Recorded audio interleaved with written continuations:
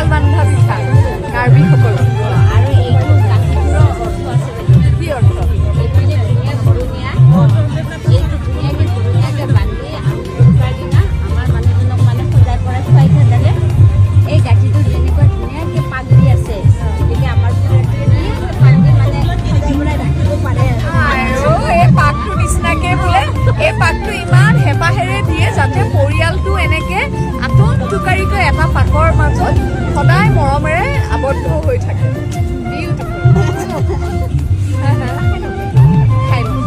এনে খাব পাৰি নে গাখীৰ দি খাব লাগে? এনে খাব লাগে নে গাখীৰ দি? সোণাপুৰ হুৰুমৰ প্ৰাংগণত কালি অতুল লহকৰদা আৰু ৱাহিদাবাই আয়োজন কৰা ভোগালী বিহুৰ প্ৰাক্ষণত এই অসমীয়া ৰন্ধনৰ প্ৰতিযোগিতাত উপস্থিত থাকিবলৈ পাই সঁচাকৈ ভাল লাগিল। আমাৰ আজি ভিডিঅ'টো আছিল ইমানেই যদি ভিডিঅ'টো চাই ভাল লাগিলে যিমান পাৰে শ্বেয়াৰ কৰি দিব আৰু নতুনকৈ চেনেলটোক কোনোবা আহিছে যদি ছাবস্ক্ৰাইব কৰি ল'ব। আজিলৈ বাই বাই।